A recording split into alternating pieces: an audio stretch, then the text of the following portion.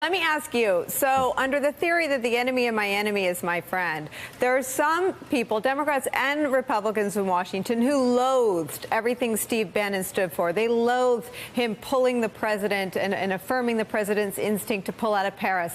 They loathe the nationalism. They blame Bannon for the president giving safe harbor to white nationalists. However, they loved the things that Steve Bannon said about just what Amy was talking about, the Trump kids, and he describes Ivanka as dumb as a brick, their naivete combined with what I think is safe to describe as hubris on the political front, and their exposure in the Russia probe. Can you speak to that tension, that dynamic?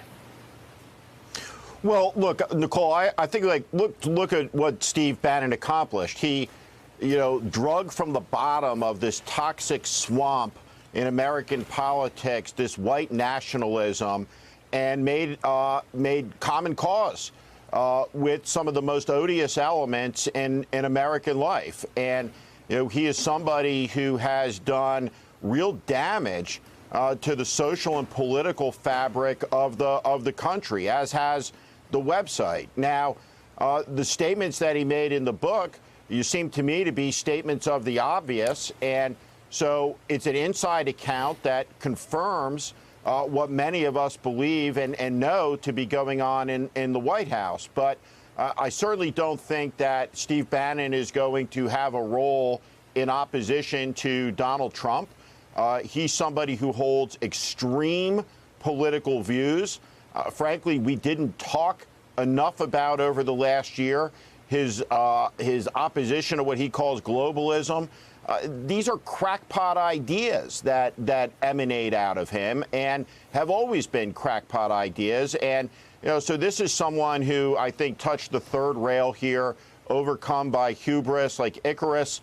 He flew too close to the sun, and he did the one thing that you must not do around Donald Trump.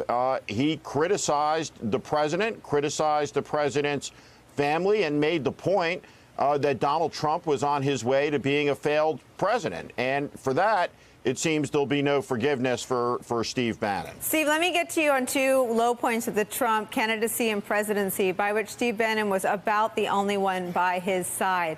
One, the Access Hollywood tape. We learned from Steve Bannon's own interviews after that he kept a notebook of the people that were loyal to him that weekend. And he says that he crossed people like Chris Christie off of the loyalty list because they wouldn't go on the Sunday shows and defend Donald Trump after the Access Hollywood tape. The other, Charlottesville. Can you talk about the character of someone who stands by any politician who says the things that Donald Trump said on the Access Hollywood tape and who finds good people on both sides of a neo-Nazi rally? He was clearly unbothered by anything that Donald Trump said on the Access Hollywood tape.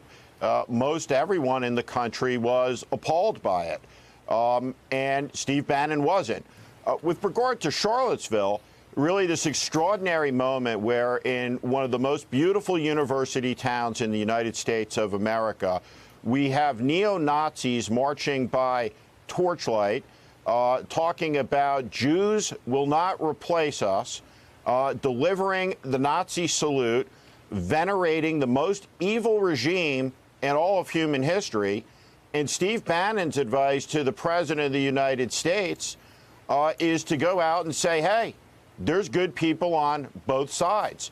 And one of Steve Bannon's enduring legacies is giving room for these extreme elements to surface, to feel empowered, and to feel legitimately part of the debate in American society around our politics. He mainstreamed nationalism, white nationalism, neo-Nazism as part of a coalition in support of the Trump candidacy. And it is an appalling and dubious and ignominious legacy that he will leave behind because of that. I need a one-word answer. Who is more responsible for killing the Republican Party that we once knew, Steve Bannon or Donald Trump?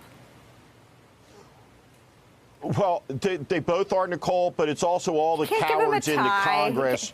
Right? It's the cowards in the Congress who say behind the scenes that, hey, this is all wrong, but won't say it publicly. That's what killed the conservative movement, and I think will do great damage to the Republican Party.